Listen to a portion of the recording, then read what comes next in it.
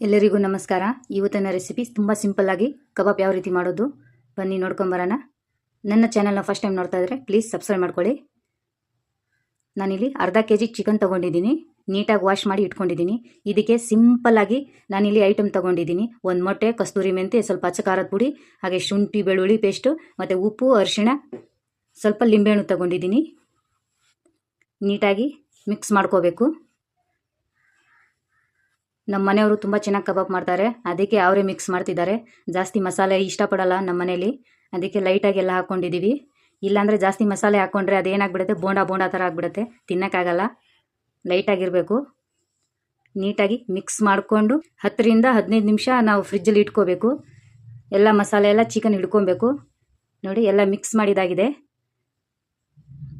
ಸ್ವಲ್ಪ ಹೊತ್ತು ಫ್ರಿಜ್ಜಿಗೆ ಇಡೋಣ. ನಾನಿಲ್ಲಿ ಕಡಾಯಿಗೆ ಎಣ್ಣೆ ಹಾಕ್ಕೊಂಡಿದ್ದೀನಿ ಬಿಸಿ ಆಗೋಕ್ಕೆ. ಈಗ ಫ್ರಿಜ್ಜಿಂದ ತೆಗ್ದಿದ್ದೀನಿ ನಾನು. ಈ ಥರ ಬರಬೇಕು. ಇವಾಗ ಎಲ್ಲ ಎಣ್ಣೆಗೆ ಹಾಕೋಣ. ನೀಟಾಗಿ ಹಾಕಿ ಫ್ರೈ ಮಾಡ್ಕೋಬೇಕು. ಚಿಕನ್ ಇಲ್ಲಿ 50% ಮಾತ್ರ ಬೇಯಬೇಕು, ಜಾಸ್ತಿ ಬೇಯಿಸೋಕೆ ಹೋಗಬೇಡಿ.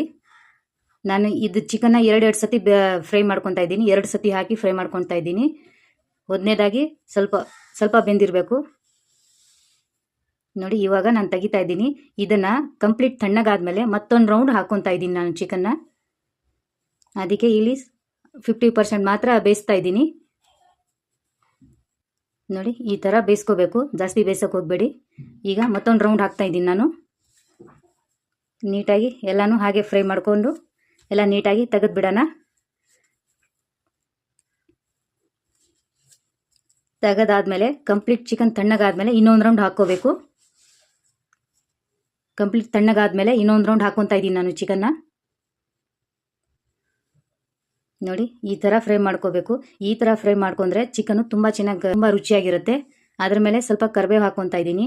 ಕರಿಬೇವು ಏನಕ್ಕೆ ಹಾಕಬೇಕಂದ್ರೆ ಫ್ಲೇವರ್ ಚೆನ್ನಾಗಿ ಕೊಡುತ್ತಂತ ನಾನು ಕರಿಬೇವು ಕೂಡ ಹಾಕ್ಕೊತಾ ಇದ್ದೀನಿ. ನೋಡಿ, ಈ ಥರ ನೀಟಾಗಿ ಫ್ರೈ ಮಾಡ್ಕೋಬೇಕು.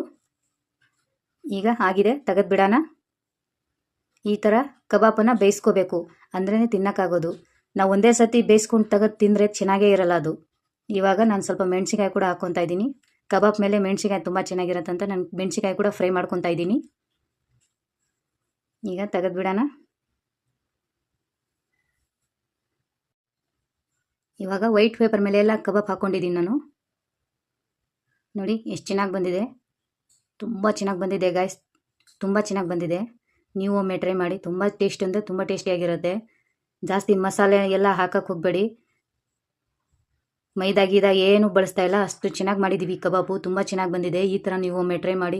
ತಿನ್ನೋಕ್ಕಂತೂ ತುಂಬ ಚೆನ್ನಾಗಿದೆ. ಈ ವಿಡಿಯೋ ನಿಮಗೆ ಇಷ್ಟ ಆದರೆ ಪ್ಲೀಸ್ ಒಂದು ಸಬ್ಸ್ಕ್ರೈಬ್ ಮಾಡ್ಕೊಳ್ಳಿ.